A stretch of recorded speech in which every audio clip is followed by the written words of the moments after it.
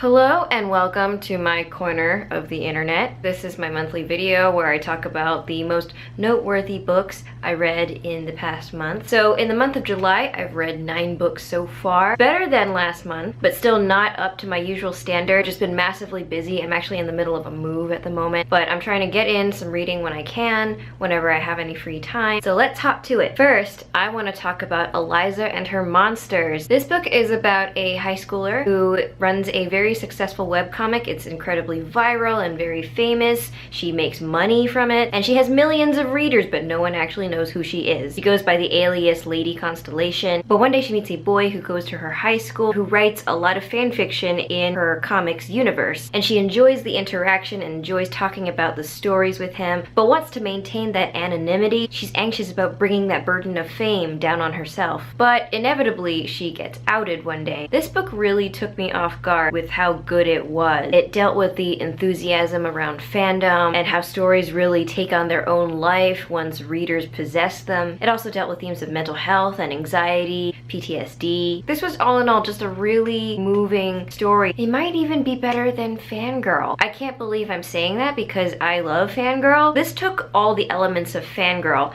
and took them to a new level. If you like books that deal with fandom and nerddom, mental health themes, this is a great book. I'm going to talk about the next 2 in conjunction with each other. I read books 2 and 3 from the Throne of Glass series, Crown of Midnight, and Heir of Fire. So the Throne of Glass series deals with this character, Selena, who is a master assassin, super talented at the arts of killing. And by a series of events, she's pulled into the political goings-on of this kingdom, which is ruled by a super tyrannical king who wants to take over the entire continent. But Selena is also wrestling with secrets from her past, and her secrets can have nuclear consequences. Overall, I find this series entertaining. It's not my favorite fantasy series. There's a very colorful cast of characters. I'm not as emotionally connected with this series as I am with some others. I think the magic system is pretty cool. I really love series that play on fairy lore, so I'll keep reading if I need some action and fantasy in my life. And then I read The Unseen World by Liz Moore. It's about this girl who grows up in the 80s. She's the daughter of a computer science researcher at a prestigious university in Boston. She's homeschooled by her father, so she kind of grows up in this very heavily academic environment, but doesn't really learn how to interact with kids her age. She isn't really adept to certain norms of behavior around kids her age. But then her father gets Alzheimer's and his mind begins to rapidly deteriorate. It comes out that her father's identity maybe isn't what it seems, so she goes on a decades-long search to uncover her father's past. I love that this story had several layers to it. The backdrop was computer science research and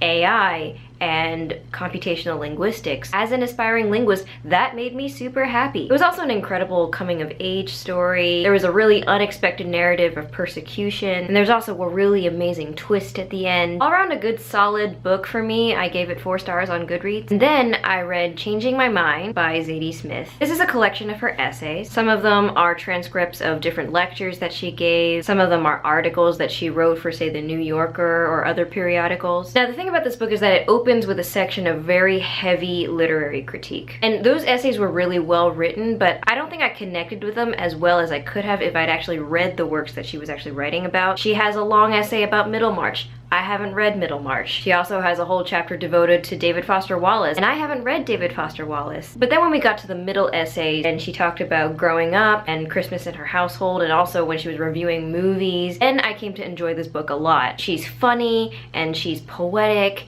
and eloquent. If I were to aspire to imitate any literary fiction writer, it would be Zadie Smith. So apart from some really dense sections on literary critique, I really enjoyed this collection of essays. I just finished Flame in the Mist by Renee Audier. So this was marketed as a Mulan retelling, except set in feudal Japan. But I read it and I'm like, this is not really a Mulan retelling. Yes, there's a girl in an Asian culture who cross-dresses, but that in and of itself doesn't make it a Mulan retelling. So the premise of this story is that there's this girl called Mariko. Her family is pretty high up in this feudal hierarchy, and she's being transported to her future husband. But on the way, her envoy is attacked, and she's forced to fend for herself. And in an attempt to uncover the truth about why she was attacked, she dresses as a boy and she falls in with a group of ninjas called the Black Clan. This started out really slow, but I think about 150 pages in, it got really good. The fantasy was really subtle. There was a lot of intrigue. A couple of complaints I did have. Sometimes the story seemed to be trying to sell the main character's intelligence to us, like, she's really smart. She's a really smart person. I swear, she's a really smart person. But then I was like, really? Because some decisions she makes are really questionable. And then I start to not buy her intelligence. But then again, she's more of a book smart person than a street smart person, so I can probably let that pass. And then some of the prose bordered on being purple prose. Like, it tried too hard to be poetic at times and ended up being unnecessarily florid. But overall, I really enjoyed this book. I really want to read the next one. There is a very clear cliffhanger. So that's it for my July wrap up. Let me know what books you read in the past month. You can follow me on Twitter and Goodreads. Subscribe to this channel if you haven't already, and I will see you in my next video.